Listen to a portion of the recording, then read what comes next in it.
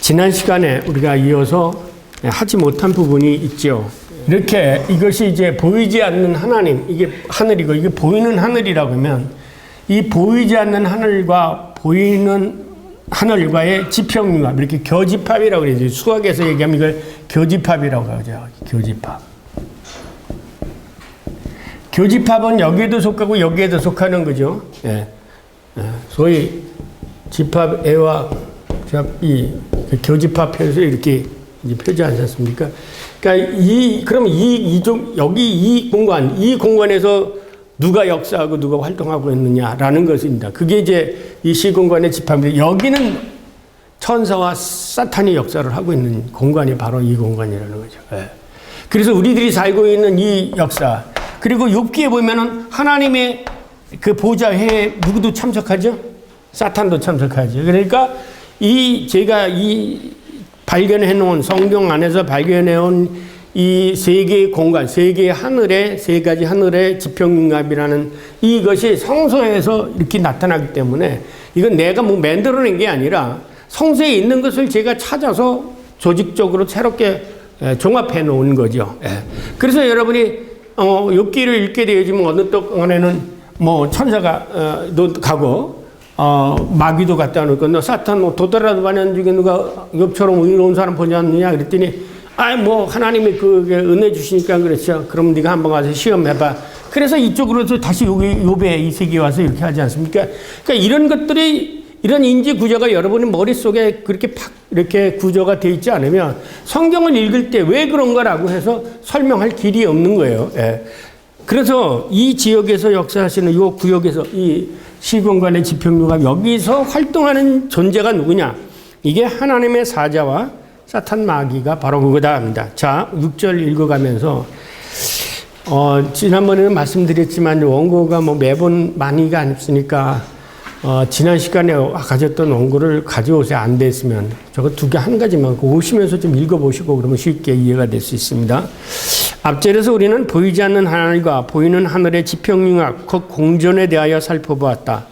그러나 두 하늘이 서로 지평융합되는 과정 속에서 등장하는 두 실체가 둘이다. 하나는 하나님의 사자, 곧 천사이고 다른 하나는 사탄 혹은 마귀이다. 이 두 실체는 영적인 존재입니다.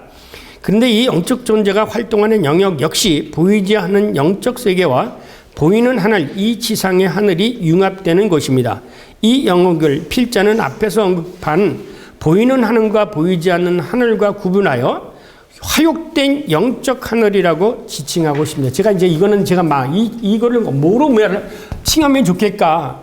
이것은 이 보이지 않는 세계가 이 보이는 세계로 화욕되어진, 이것을 전에 얘기했죠.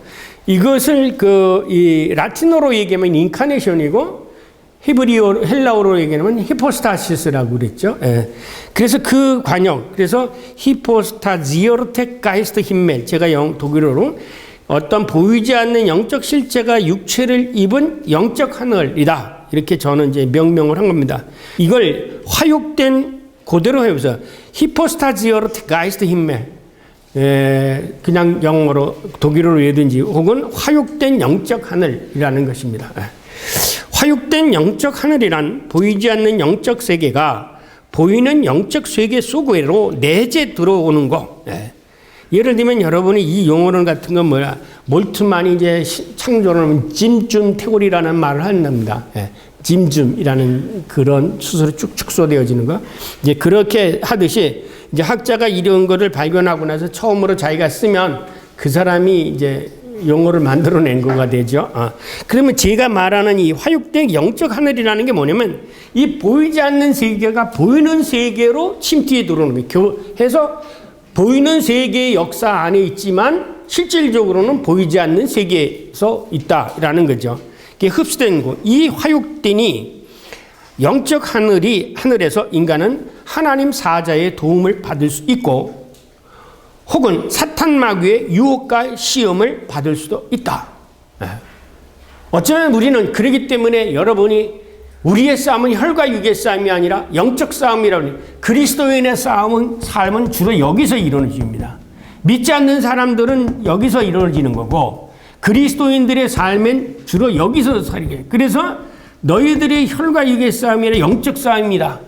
우리는 사탄 마귀를 대적하기 위해서 뭘 입어야 돼? 전신갑주를 입어야 된다는 것처럼 지금은 우리들이 특히 그리스도인들은 이 영적 싸움인 이 속에서 살고 있다는 거죠. 이 화욕된 영적 세계 안에서. 그렇기 때문에 이는 낮과 밤이 교차되듯이 어느 순간은 긍정적으로 하나님의 사자의 활동 영역이 되고 어느 순간에는 사탄 마귀의 활동 영역이 될 수 있는 시공간을 가르쳐서 뭐라고 얘기했느냐? 제가 이 화육된 영적 세계라 하늘이다 이렇게 표현을 한 겁니다. 이런 화육된 영적 하늘 곧 하나님의 사자의 활동 영역을 우리는 우선 아브라함의 아내 사라의 몸종 하갈과 그의 아들 이스마엘의 사건에서 발견할 수 있다. 창세기 나오죠. 이 사건은 보이는 하늘, 그 영적 세계에 그 보이는 하늘에 있는 하나님의 사자가 고난 가운데 있는 하갈과 그의 아들에게 나타나서 그들을 구원하는 사건입니다. 그러니까 하갈과 하갈의 아들이 살고 있는 것은 이쪽에 살고 있었죠. 그런데 이 보이는 하늘에 살고 있었어요. 그런데 베란간에 하나님의 사자가 나타나. 그러니까 보이지 않는 하나님의 사자와 보이는 하나님의 하늘의 사자가 같이 겹쳐서 나타나는 그 영역이냐. 그래서 이 사건을 뭐라고 얘기하면 여기서 이제 어느 날 성경을 읽었습니다. 어느 날 여주인 사라의 학대를 견디다 못해 도망한 하갈과 그의 아들은 광야의 샘물곁 곧 숨길 샘결에서 여호와의 사자를 만났다. 이렇게 표현합니다. 창세기 21장 14절에서 22절에 의하면 아브라함이 아침에 일찍 일어나 떡과 물 한 가죽 부대를 가져다가 하갈의 어깨에 메어주고 그 아이를 데리고 가라는 소리를 듣고 광야로 쫓겨난 하갈은 브에셀의 광야에서 방황하게 된다. 그때 가죽 부대에 물이 떨어지고 하갈은 그 자신이 관목동굴을 아래에 두고 아이가 죽은 것을 참아 보지 못하겠다 하고 화살 한바탕 거리 떨어진 마주 앉아서 울기를 시작합니다. 이때 하나님이 그 어린아이의 소리를 들으십니다. 하나님의 사자가, 이게 인용 부분입니다. 거기 창세기 21장 17절부터 21절에 있는 말씀인데 하나님의 사자가 하늘로부터 하갈을 불러 이르되 하갈아 하갈아 무슨 일이나 두려워하지 말라. 하나님이 저기 있는 아이의 소리를 들었나니 일어나 아이를 일으켜 네 손으로 붙들라. 그가 큰 민족을 이루게 하리라 하시니라. 하나님이 하갈의 눈을 밝히심으로 샘물을 보고 가서 가죽 부대에 물을 채워다가 그 아이에게 마시게 하였더라. 하나님이 그 아이와 함께 계심에 그가 장성하여 광야에서 거주하며 활 쏘는 자가 되었더니 그가 파란 광야에 거주할 때에 그 어머니가 그를 위하여 애굽 땅에서 아내를 얻어 주었더라. 이 창세기 21장 17절에서 21절입니다. 자, 여기서도 봐야 됩니다. 뭘? 첫 시간에 얘기했죠. 왜 우리는 히브리적으로 성경을 해석해야 되는가? 그렇죠? 설교의 컨텍스트가 뭐라고 그랬죠? 고난이라고 그랬죠. 이 하갈이 이 고난 속에 이들을 하갈을 뭐냐면 그 당시 종이에요. 이런 사람들 다 뭐라고 그랬죠? 히브리라. 이 히브리인들이 이렇게 억울함 당하고 힘없는 사람들을 도와주는 거. 이 사람의 세상에서 어디서 구할 수가 있습니까? 그러니까 아무도 도울 사람이 없는 이 하비루 과부와 고아와 나그네와 노예와 그런 사람들을 도와주신 그 하나님의 사랑. 그래서 이게 성경이 복음인 거예요. 히브리인의 하나님이라는 거죠. 네.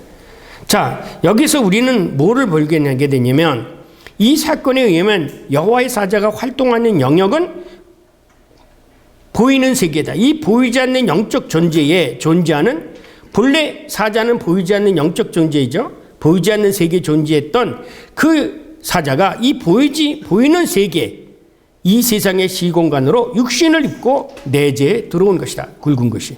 이 땅에서 일어나는 모든 기적은 바로 이 화육된 영적 하늘에서 일어난 것이라고 볼 수 있다. 이런 사건을 헬라어는 히포스타시스라고 한다.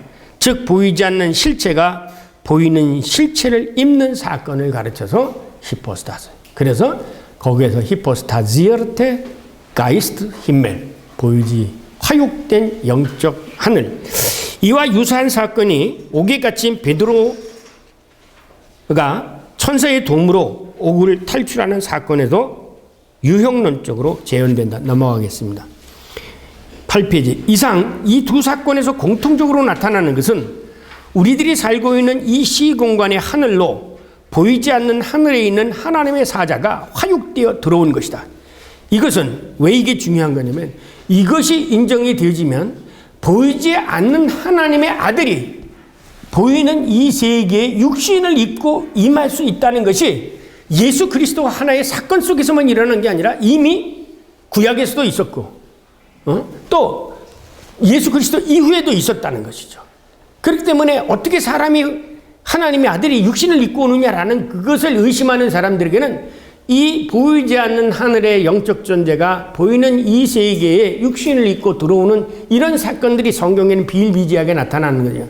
그 한 예로 예수님이 하나님의 아들이 이 땅에 육신을 입고 나타나게 되어지는 거죠. 자, 그래서 이런 사건으로 이것을 하나의 유형론적으로 보는 거죠. 하늘에 있는 사자가 화육되어 온 것이다. 이것은 우리는 의식하지 못하지만 우리가 이 시공간 속에서 말하고 행동하는 모든 것을 보이지 않는 하늘에서 하나님께서 다 감찰하고 계시다는 것이다. 이와 같이 보이지 않는 영적 세계가 자연의 시공간의 세계와 항상 공존해 있으면서 필요할 때는 언제든지 보이지 않는 세계가 보이는 이 세상 속으로 침투해 들어온다는 것이다. 히브리인들은 바로 이러한 현실적 경험을 통하여 역사 속에서 살아계신 하나님에 대한 신앙을 갖게 되어진 것이다. 제가 쓴 책명 한내 실제적 경험신학이라는 책 있죠. 그게 왜 그러냐면 신앙은 어디서 생긴 게 머리로 생긴 게 아니야. 이스라엘 사람들이나 히브리 사람들의 신앙은 그래서 그걸 말하면 사람들은 요즘에 체험신앙이라고 그러죠. 신앙이라는 건 배워서 생기는 게 아닙니다. 그래서 아버지가 신앙 좋다고 해서 내가 아버지한테 무슨 유전적으로 유전되는 것도 아니고 배워서 선생님한테 배워서 신앙되는 자기 체험이에요. 자기 체험. 그러니까 이 이스라엘 사람들은 이 히브리 사람들은 여러 방면의 체험이 누적되어서 형성되어진 것이 모아진 게 이게 성서예요. 체험의 결과라는 거죠. 그러니까 하갈의 경험도 있고 그다음 베드로의 경험도 있고 그런 경험 속에서 보이지 않는 영적 실체에 있는 분이 이 보이는 세계 안으로 침투해 들어와서 역사를 하다가 또 어느 날 없어지기도 하는구나. 그 사건이 뭐예요? 부활 사건도 마찬가지 않습니까? 이미 예수님께서 죽어 없어지신 이 세상에 육신이 없어졌던 분이 나타났다가 또 없어졌다 또 나타났다 하잖아요. 실질적으로 와서 식사도 하시고 이게 바로 뭐냐면 하늘이라는 영적 세계로 얘기하면 히포스타지어르테 가이스트 벨트라는 거죠. 가이스트 힘멜 화육된 영적 하늘이라는 거예요. 이게 성경은 이것이 굉장히 증언이 많대요. 이것을 우리가 믿을 때 내가 지금 고통 가운데 있면 하갈처럼 하나님 앞 기도하면 하나님이 내 기도를 들어주실 것이라는 믿음이 거기서 생기는 거예요. 아시겠어요? 그러니까 우리 전에도 말씀드렸지만 우리가 해야 할 일은 뭐야? 지금 당신이 어렵지 않습니까? 어떻게 해결하려고 하십니까? 당신이 사역의 수술 해결할 수 있습니까? 없지요. 그런데 성경에는 이런 일들이 있습니다. 힘들고 어려운 히브리 사람들은 하나님이 도우신 사건이 있습니다. 당신도 부르짖어 보십시오. 하나님이 당신에게 역사해 주실 겁니다. 분명히 그 역사하세요. 왜? 하나님 살아계시기 때문에. 그런 속에서 그분이 정말 하나님 살아계시는구나 라는 신앙이 생기는 거예요. 그래서 이 신앙도 하나님이 주신 거다 이렇게 얘기하긴 해요. 조직신학적으로는요. 내가 생산하는 게 아니라. 자, 다시 보면 그래서 히브리인들은 바로 이러한 현실적 경험을 통하여 역사 속에 살아계신 하나님에 대한 신앙을 갖게 됐다. 그래서 사도 바울은 고린도후서 4장 18절에서 우리가 주목하는 것은 보이는 것이 아니요. 주목하시기 바랍니다. 우리가 주목하는 것은 보이는 것이 아니에요. 보이지 않는 것이니. 보이는 것은 잠깐이요. 보이지 않는 것은 영원함이니라. 이렇게 말합니다. 즉 우리가 살고 있는 이 세계는 우리가 감지할 수 없는 또 다른 영적 세계가 함께 공존한다라는 것입니다. 신구약 성경에서 보이지 않는 영적 세계에 계신 여호와 하나님이 이 지상에 살고 있는 인간과의 만남, 다시 말해서 보이지 않는 영적 세계와 보이는 이 세계의 지평융합은 아브라함 이후 야곱, 모세 그리고 예언자들에게 역사 속에서 수없이 나타납니다. 이런 여러 형태의 신현현 양식에서 계속해서 재현됩니다. 이런 만남을 신구약 성경은 하나님의 사자와 만남으로 기술하고 있습니다. 아브라함은 마물의 상수리 나무도 있는 곳에서 나타난 여호와를 만납니다. 이 기사에서도 보이지 않는 영적 세계에 계신 하나님은 보이는 이 세상으로 직접 인간의 몸을 입으시고 내재되어 들어오셨습니다. 이것은 예수의 화육 사건의 구약 성서적 전거입니다. 이렇게 보이지 않는 영적 세계에 계신 하나님이 인간의 세계로 자신을 비우시고 내려오는 사건을 우리는 야보의 약복강 강가에서 일어난 사건에서도 봤습니다. 하나님은 오르락 내리락 하죠. 그것은 뭐냐면 여기를 왔다 갔다 하는 거지, 여기 왔다 갔다 하는 거죠. 그건 환상으로 보는 거예요. 이렇게 보이지 않는 하늘에 계신 하나님의 사자가, 아니 여호와 하나님께서 자신의 위상을 낮추고 낮고 보이지 않는 낮은 보이는 이 세계로 나타나는 사건을, 이 사건을 신의 현현이라고 말한다면 이 사건은 바로 예수 그리스도의 화육 사건에서 결정적으로 이루어졌습니다. 그래서 요한복음은 그 태초에 계신 빛이 세상에 계셨으며 세상은 그로 말미암아 지은 바 되었을 때 세상이 그를 알아보지 못하였고 자기 땅에 오매 자기 백성이 영접하지 아니하였다라고 증거하는 것입니다.